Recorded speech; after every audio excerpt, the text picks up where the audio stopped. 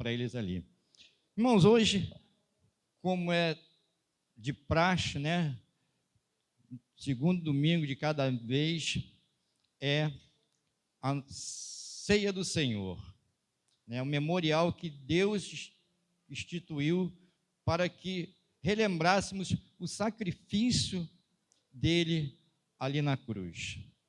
Nós vemos que a mensagem da cruz, quantos podem me dizer aqui qual o significado da mensagem da cruz para você?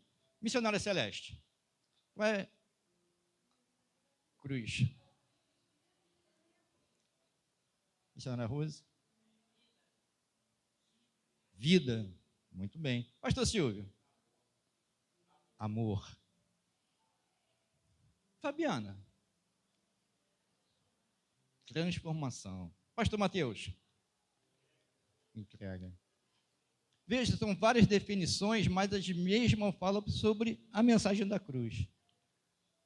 E a mensagem da cruz realmente é essa que nos passa. Símbolo de amor, de entrega. Mas essa semana Deus me fez lembrar de uma coisa sobre o sacrifício da cruz, que às vezes a gente não consegue entender ou imaginar. Nós vemos que o símbolo do amor de Jesus na cruz do Calvário, lá em Isaías, sabe para a gente aí, Marlon, perdão. Isaías 53, versículo 4 e 5. Olha o que a palavra de Deus diz. Verdadeiramente ele tomou sobre si as nossas enfermidades e as nossas dores levou sobre si. E nós o reputamos por aflito, ferido de Deus e oprimido. Mas ele foi ferido pelas nossas transgressões e moído pelas nossas iniquidades. O castigo que nos traz a paz estava sobre ele, e pelas suas pisaduras fomos sarados. Tudo que era para acontecer comigo, Jesus tomou sobre ele na cruz do Calvário. E às vezes nós acabamos esquecendo disso. Vivemos uma vida como se não houvesse amanhã. Porque a gente, na nossa mente limitada, a gente pensa que a morte é o final de tudo. Mas para nós que temos Jesus no coração, a morte é o início de tudo. É o início de uma vida eterna com Deus. Mas também sabemos que aqueles que o rejeitam nessa vida, também será o início de uma morte eterna sem Deus. Que morrer sem Cristo é para ir para a eternidade, um sofrimento eterno. Para nos livrar deste sofrimento eterno, foi que ele, como prova de amor, como símbolo de amor, se entregou a si mesmo na cruz do Calvário. Então não existe uma pessoa que ame outra igual Jesus nos amou. E interessante, mesmo eu e você sendo ingratos a ele, ele continua nos amando. Nós temos uma pessoa em nosso meio que de vez em quando ela solta umas pérolas, não vou falar o nome dela, que se o marido dela pisar na bola, pá! E Jesus não faz essa pessoa. Se Jesus tratasse a gente assim também, pisou na bola, Jesus, pá! O que seria de nós? Mas ele escolheu nos amar, um amor incondicional. Porque ele diz: aquele que está em mim, temos uma aliança, como assim eu tenho com o Pai. Olha que bonito, irmãos. Nós temos uma união com Cristo, como ele teve com o Pai. E olha o símbolo perfeito de amor, o exemplo perfeito de amor. Mesmo eu não merecendo, você não merecendo, ele escolheu nos amar. E se sacrificou na cruz, como prova do amor. Mas aí, por outro lado, nós olhamos a cruz como símbolo de amor.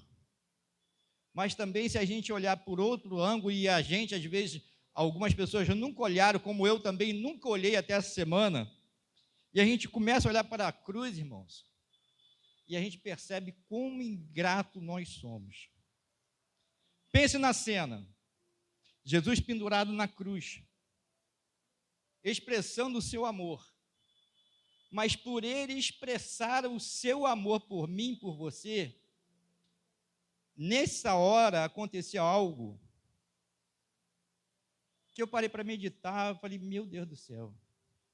Jesus, quando escolheu me amar e te amar, e escolheu morrer na cruz do Calvário, e às vezes parece uma discussão de vez em quando, quem foi que matou Jesus? Foi judeu? Foi os meus pecados? Quem realmente matou Jesus? Pastor Silvio, pode nos auxiliar? Você? Pastor Mateus? Você? Não. Eu também pensava isso até essa semana. Quem escolheu matar Jesus foi Deus, o Pai. Ele escolheu matar o seu filho. Mas por que isso, pastor? Vamos nos aprofundar um pouquinho mais. Marlon, bota para a gente aí, Isaías 53 mesmo capítulo, no versículo 10. Todavia o Senhor agradou em moê-lo, fazendo-o enfermar quando a sua alma se puser por expiação do pecado. Verá a sua posteridade, prolongará os dias e o bom prazer do Senhor prosperará na sua mão. Todavia ao Senhor agradou moê-lo, fazendo-o enfermar. Bota na sua mente agora essa imagem, Jesus sendo crucificado. O que aconteceu quando Jesus estava quase morrendo? Ele tomou sobre ele os meus pecados, os seus pecados, todos os pecados da humanidade, ele atraiu sobre ele. Aí a gente vai entender quando Jesus fala assim, Deus meu, por que me deixaste só, ou me desamparaste? Porque nesse momento, irmãos, que Jesus toma todos os nossos pecados sobre ele, ele atrai a ira de Deus. Porque quando Deus olha para a cruz do Calvário, ele não vê Jesus, ele vê o pecado. Não o pecado de uma pessoa, mas o pecado da humanidade toda estava sobre ele. E quando Deus olha para ele, Deus vê o pecado. E o pecado atrai a ira de Deus. Imagina uma coisa, Adão pecou. Quantas vezes? Quando estava no paraíso? Uma vez. Uma vez só que ele pecou. Ele perdeu a oportunidade de viver no paraíso, porque cometeu um pecado. Agora, pensa no pecado todo da humanidade, de gerações em gerações, e as gerações que ainda vão de vir. O pecado que eu e você vamos cometer amanhã, semana que vem, o mês que vem, o ano que vem, estava sobre ele. E Deus olha para Jesus e vê o pecado. E o pecado atrai a ira de Deus.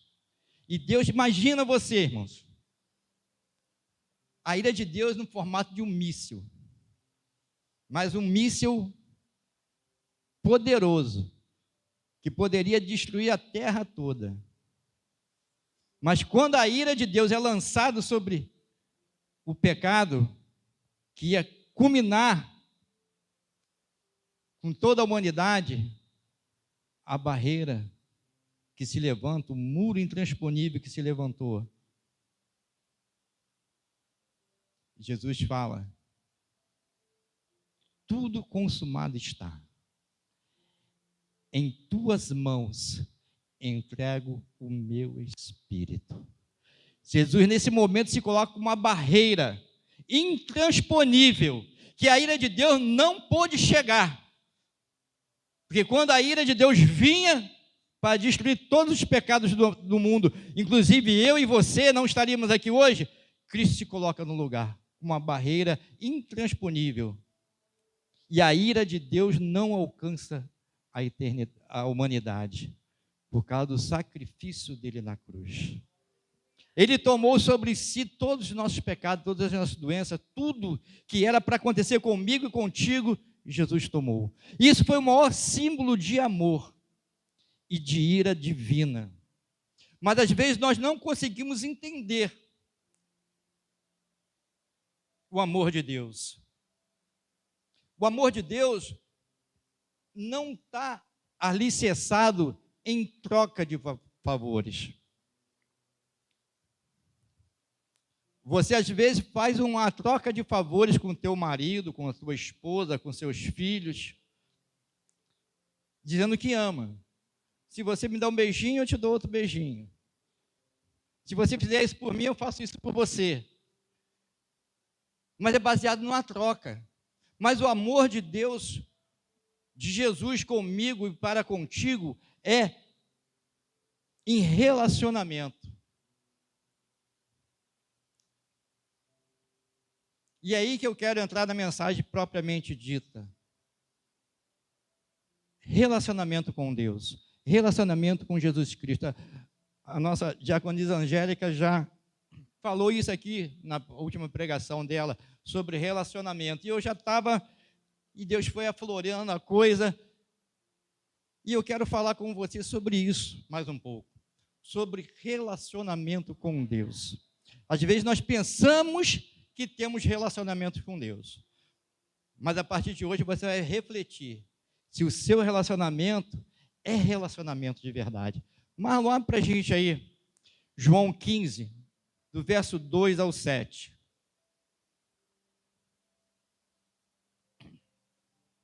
Isso. Toda vara em mim que não dá fruto, atira e limpa.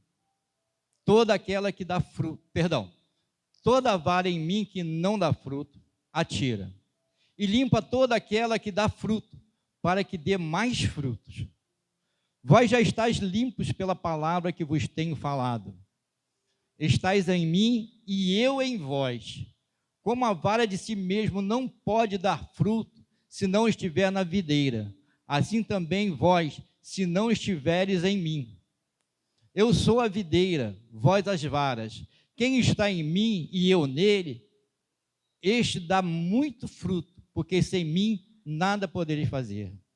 Se alguém não estiver em mim, será lançado fora como a vara e secará. E as colhem e lançam no fogo e ardem. Se vós estiverem em mim e as minhas palavras estiverem em vós, pedireis tudo o que quiserem e vos será feito. Olha o relacionamento. Não basta você estar em Cristo. Cristo tem que estar em você. O seu relacionamento é uma via de mão dupla. Paulo diz, não vivo eu, mas Cristo vive em mim. Esse é o verdadeiro relacionamento que Cristo quer com a sua igreja, nesse ano de 2025. Um relacionamento de via de mão dupla. Porque já percebeu uma coisa? Muitos de nós só podem vir para a igreja aos domingos, porque trabalham, né? Vai voltar às aulas, né? Muitos estarão fazendo faculdade, estudando, não podem vir à igreja durante a semana, só mesmo no domingo. E pensa comigo, o ano tem 365 dias, 12 meses, 4 semanas, e a gente escolhe um dia para vir na casa do Senhor, domingo. O dia tem 24 horas. Nós viemos para cá para oferecer ao Senhor 2 horas. E às vezes, olha a nossa mentalidade. Eu vou na igreja porque eu tenho que buscar a minha bênção. Eu vou na igreja porque eu tenho que pedir o pastor, pedir para a igreja para levantar um clamor, porque está difícil para o meu lado. Você passa 24 horas por dia pedindo a sua bênção. E quando você vem para a igreja para adorar a Deus, você quer pedir. E a gente já tem quase dizer que a gente tem relacionamento com Deus. Se isso é um relacionamento abusivo. A gente abusa de Deus e diz que tem um relacionamento. Porque o nosso interesse em vir para a igreja nos dias de culto não é somente pedir, mas dar a Ele o nosso perfeito louvor e adoração. Porque a Bíblia me diz e fala para você também que as nossas bênçãos nos seguirão. Através do quê? Da minha adoração, do seu louvor, da sua adoração, a bênção vem atrás de você. Tem muita gente hoje correndo atrás da bênção e nunca consegue alcançar a bênção, porque a gente não tem perna para isso. Cansa muito rápido. Mas se a gente começar a orar e agradecer a Deus e buscar a face do Senhor e adorar a Ele na beleza da sua santidade, a palavra me afirma e te afirma que as bênçãos vão nos seguir.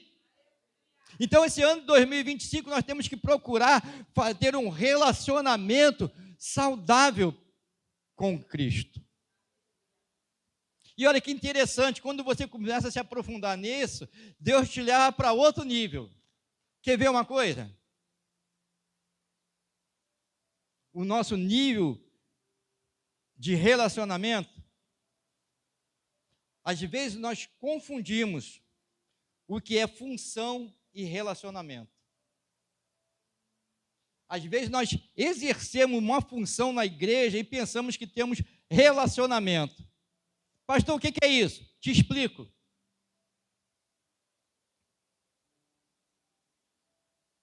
Para você ter um relacionamento saudável com Deus, e não apenas exercer uma função na igreja, você tem que se basear em 3 pilares: propósito, motivação e intimidade. Se a gente conseguir entender esses 3 pilares, que são fundamentais na vida de qualquer cristão, a nossa vida muda, sobe de nível, porque você vai aprender a ter propósito, você vai aprender a ter motivação e você vai ter intimidade com Deus. Vamos especificar aqui, é rápido, irmãos, um por um. Primeiro, propósito.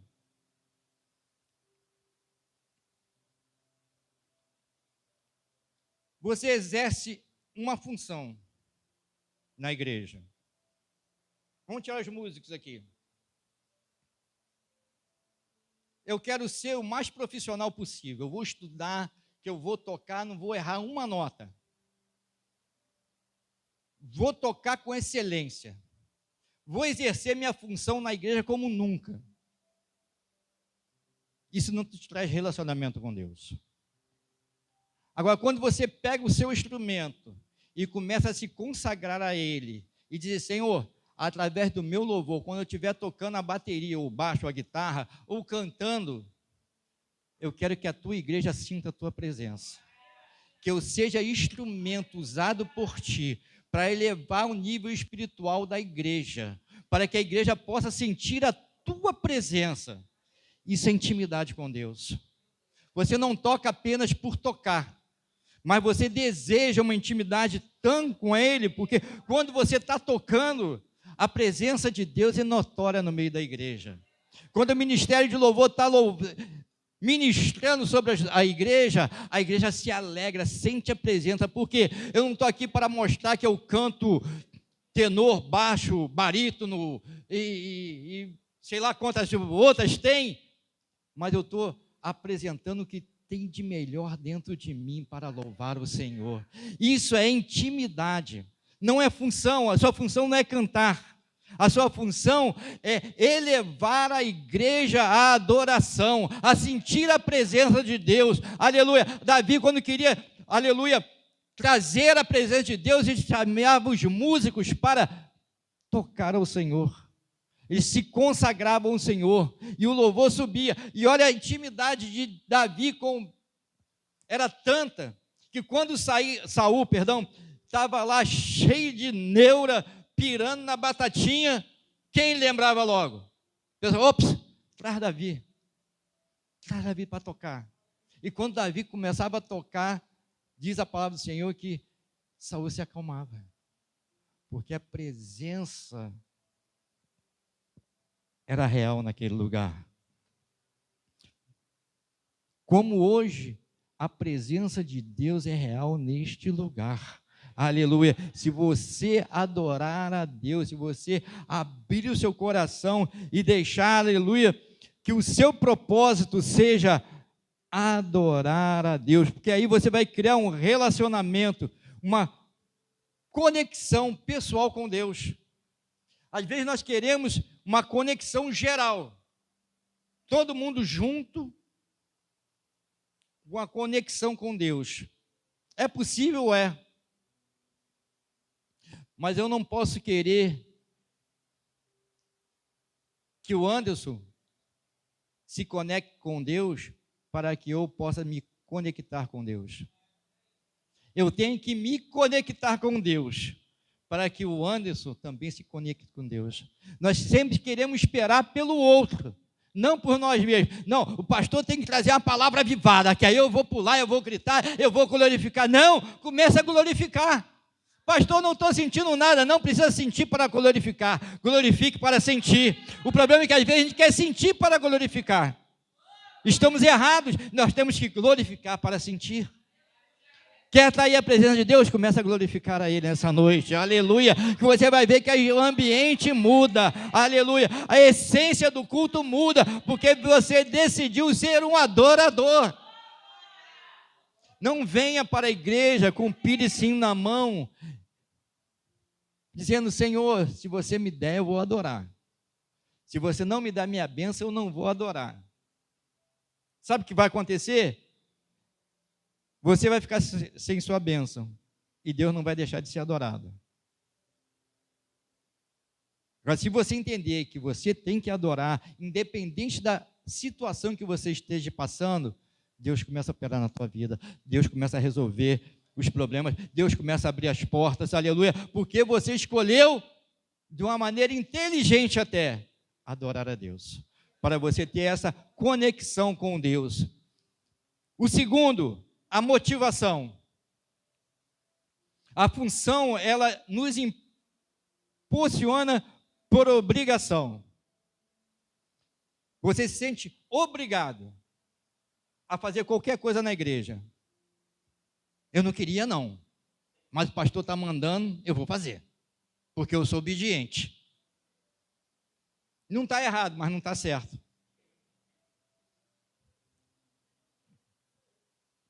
Eu vou para o culto, senão o pastor vai perguntar: por que você não veio no culto no domingo? Estou estressada, vou ficar em casa hoje porque não quero olhar a cara de ninguém. Pleno domingo. Pastor, irmão, a gente vive numa época, que Deus nem precisa nem revelar.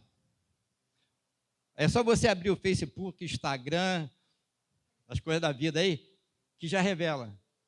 Pastor, estou estressado. Hoje não vai dar para mim ir para a igreja, não. Mas fulano vem. Aí depois está lá, postando foto que está no shopping, postando foto que está... Que relacionamento é esse, irmão? Estou estressada. Aí vai, posta a foto lá na festa, na casa da coleguinha, ou do coleguinha. Que relacionamento é esse que a gente está tendo com Deus? Está fazendo porque é obrigado a fazer? Ou então, chega na igreja... Aqui não tem isso, irmão, eu nunca reparei isso, vou até beber um pouquinho d'água.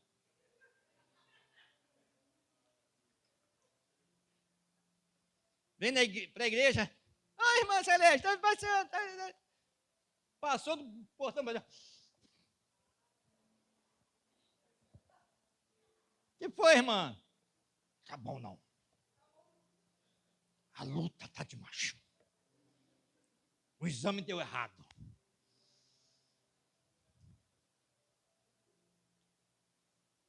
O marido brigou comigo. Irmão, quando aprenda uma coisa, isso serve para dentro de casa, para a igreja e para o trabalho. O meu chefe prometeu aumento e não me deu. Já estou por aqui.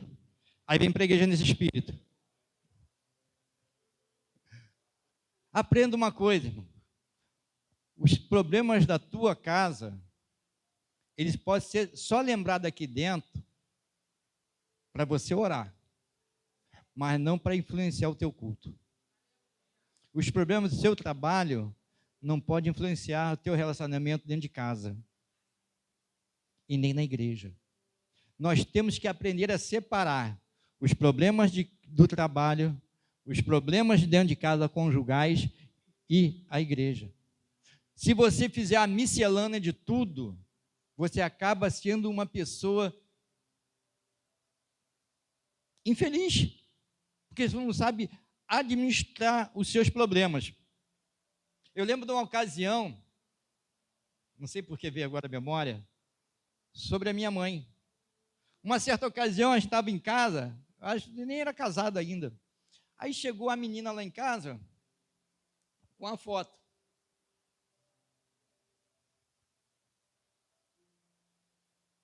Essas crentes que acham que a roupa santifica, manga aqui, vestidão compridão, cabelo comprido, todo embaraçado, parecia um zumbi. Até aqueles filmes que a gente vê de vez em quando de zumbi, né? Chegou lá em casa. Aí conversando com minha mãe naquela sempre teve umas expressões de vez em quando de sinceridade extrema, não botava freio na língua, né? Aí tirou uma foto dela quando não era crente. Aí mostrou aqui, irmã, como é que eu era quando eu não era crente. Aí minha mãe pegou a foto, olhou para ela. Menina, mas tu era muito mais bonita quando tu não era crente. Por quê? Toda produzida, cabelo feitinho, toda... Irmão, a Bíblia não manda ninguém andar mal arrumado. A Bíblia não manda ninguém não se cuidar. Cuidado. E nós temos que nos cuidar. Se você pode vestir a melhor roupa para vir para a igreja, faça.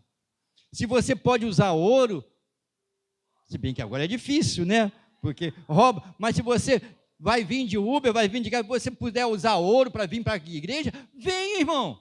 Porque tu está vindo para a presença de Deus, para a casa de Deus, e você tem que botar a melhor coisa, a melhor roupa, o melhor sapato, o melhor cordão, o melhor brinco, porque você está vindo para a casa de Deus adorar a Deus.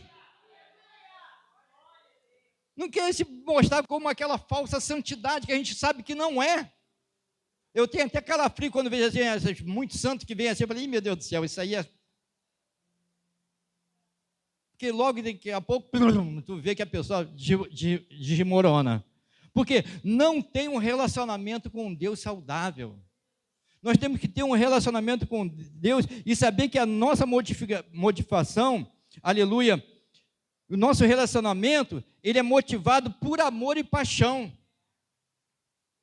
Sabe aquele amor, aquela paixão que tu sente pela tua esposa, pela tua namorada, seja pelo teu cachorrinho, que tem gente que tem mais paixão pelo pet do que por Jesus.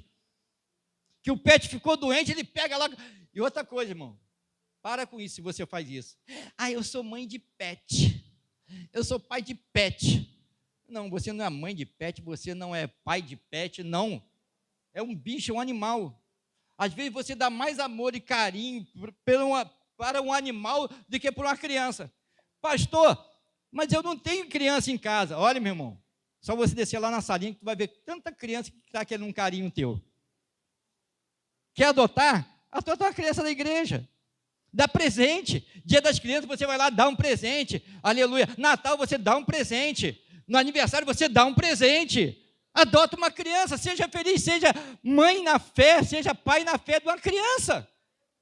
Agora você, às vezes, gasta mais dinheiro com um cachorro, com um gato, com um papagaio, com um periquito, do que com a criança. Você sente, olha, irmão, o nível que nós estamos chegando como humanidade. Você vê um cachorro atropelado, você vê, ai, tadinho, o carro atropelou o cachorro. Aí tu vê um ser humano atropelado, você vai lá, a pessoa vai lá e tira foto. É isso, não é, que está acontecendo hoje, irmão? O nível de loucura como humanidade que nós estamos chegando. E nós, como a igreja do Senhor, nós temos que ser diferente, nós temos que ter um relacionamento, aleluia, de amor e paixão. E quando eu digo amor e paixão, é só você olhar para a cruz. Seja meus imitadores como eu fui de Cristo, então você tem que ser apaixonado pelo seu semelhante. Você tem que ter amor pelo seu semelhante, porque isso é que Jesus nos ensinou, é isso que Jesus quer de mim e de você. Jesus não quer que você faça um pix para o pastor, porque o pastor está orando, não, irmão. Isso é mensagem satânica que está invadindo a igreja. Se fala mais em dinheiro no altar do que do amor de Deus. E a igreja nunca foi chamada para explorar ninguém financeiramente. A igreja foi chamada para ser sal da terra e luz do mundo. Isso que eu e você temos que ser.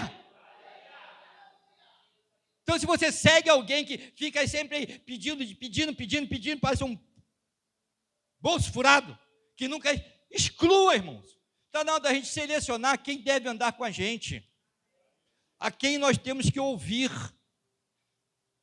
Tem muita coisa aí, irmãos. E eu estava falando até hoje aqui, junto com os meninos aqui fazendo a obra. Deus está até mandando te alertar sobre isso. Satanás, quando foi expulso do céu, a única coisa que ele perdeu foi o direito de adorar a Deus. Os outros poderes estão tudo com ele. Os anjos, que foi 1/3 do céu que foram expulsos, não perderam o seu poder. Só que, para você entender o mundo espiritual, Deus, Ele é onipresente. Ele está aqui hoje, Ele está ali na ZAP, Ele está na Batista, Ele está lá em Miami, Ele está nos Estados Unidos, Ele está na Inglaterra. O diabo não. Se eu falar que o diabo está em Santíssimo, ele não está em Campo Grande. Se eu falar que o diabo está na China, ele não está aqui no Brasil. O que existe são anjos. E esses anjos são territoriais. E o Micleito está até falando sobre, e o Marquinho estava falando sobre aquelas coisas que acontecem lá na África, que o camarada vê lá um monte de palha rodando, e eles estão batendo tambor, e aquilo rodando como se fosse uma entidade. E quando vira, não tem nada. Aquilo é um demônio específico daquela região.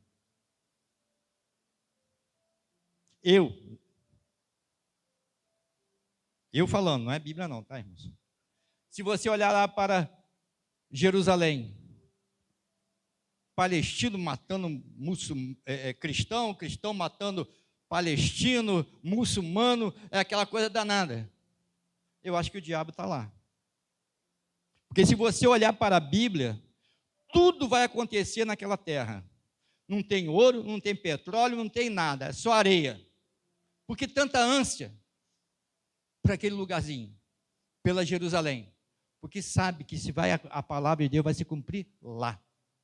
Aonde vai descer a nova Jerusalém, vai ser sobre a velha Jerusalém. Aquelas ruínas todas lá, a nova Jerusalém celestial vai descer ali. A guerra do Gog e Magog, a última guerra, vai acontecer naquela região.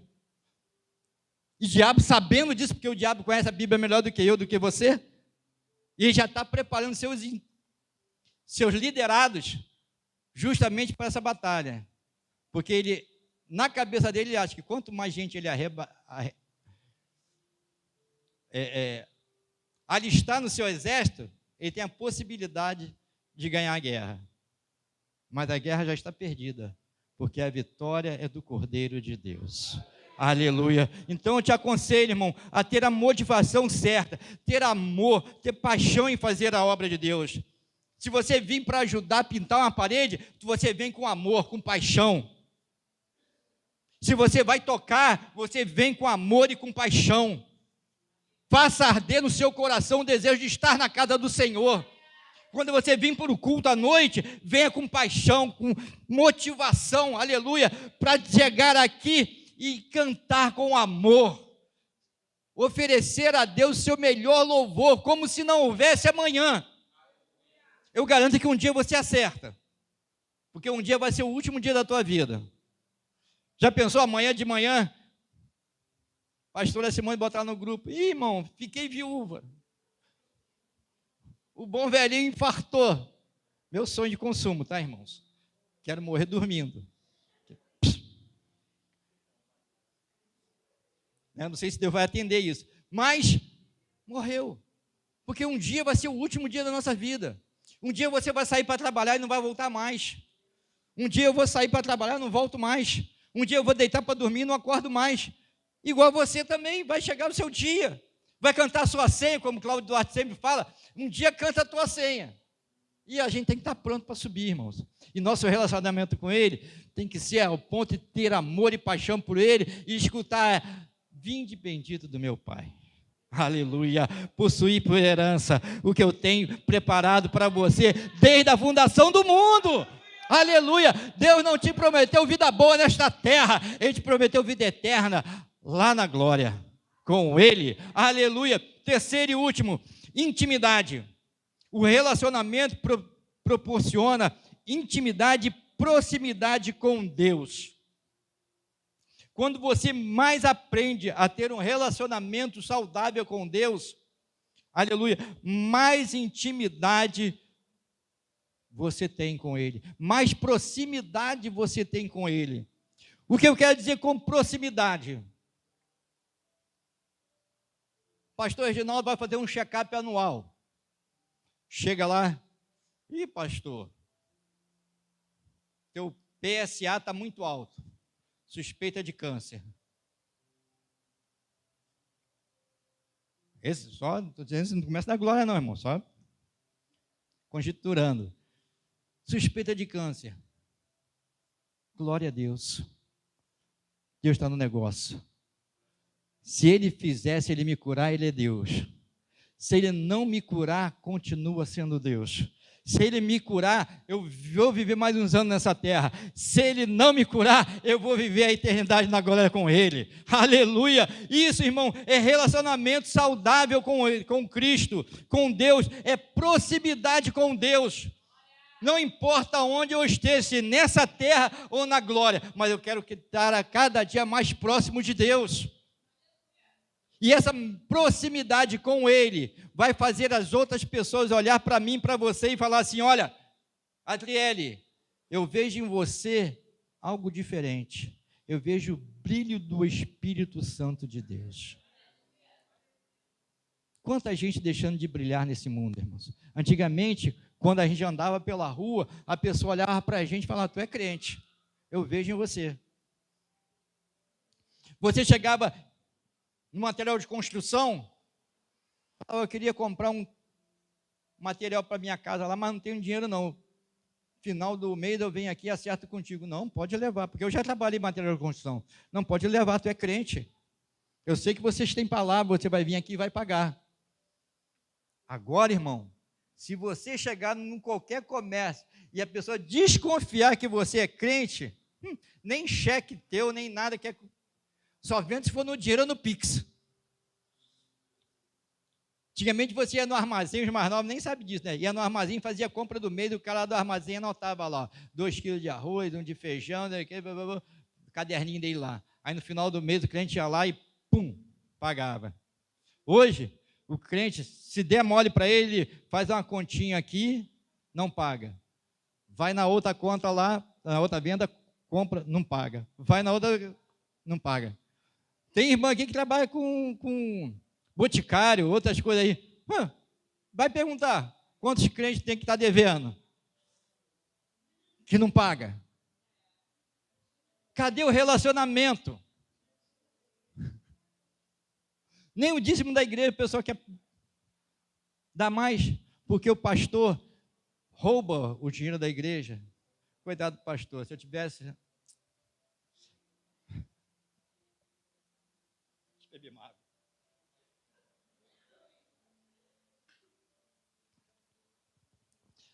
Se eu fosse sustentado pela igreja, irmãos, eu estava metade disso aqui, já sou magrinho. Estava fininho. Porque, irmãos, eu coloquei no meu coração, até mesmo para vocês que estão visitando a igreja e não me conhecem, eu coloquei no meu coração que lá atrás, quando eu era jovem, que Deus usou a irmã Maria Isabel, e falou: ó, Deus tem uma obra contigo no ministério. E eu coloquei no meu coração: Senhor, eu posso ser um pastor, que eu não queria, mas eu vou ser um pastor diferente. E eu ando na contramão. Eu sou um pastor que adoro servir. Hoje mesmo estava aqui o pessoal trabalhando ali, eu fui lá, fiz um café, ainda fala assim: liga para a Angélica, para ela vir fazer o café. Aí o outro falou: não, pelo amor de Deus, Angélica não.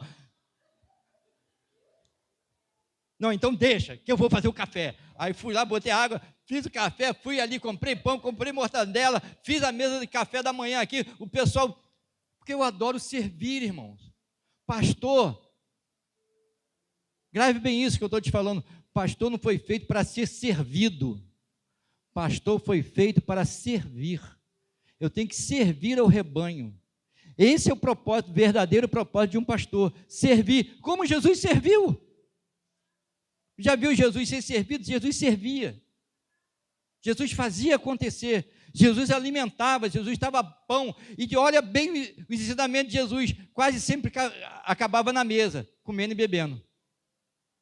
Ele ensinava, daqui a pouco, comida para o rebanho. E é assim que eu desejo ser, irmão, até o fim da nossa vida. Então, irmãos, nós temos que ter intimidade com Deus. Nós temos que saber, irmãos, saber a diferença entre, função e relacionamento. Não apenas exerça a função na igreja, mas tenha um relacionamento com Deus. Nós temos que aprender, irmãos, e aqui eu encerro, trabalhar com Deus e não trabalhar para Deus. Eu não trabalho para Deus, eu trabalho com Deus. Quando a gente entende isso, que eu trabalho com Deus fazendo um evangelismo, eu trabalho com Deus tocando um instrumento, eu trabalho com Deus cantando, você vai repelir eu trabalho para Deus. Porque quando você trabalha para Deus, você distancia. Mas quando você trabalha com Deus, você chama para perto. Essa é a intimidade que Deus quer ter comigo, contigo. Trabalhar com Ele. Fazer a obra dEle, com Ele, com amor, com paixão, com devoção. Apresentar a Ele o que há de melhor dentro de cada um de nós. E eu te convido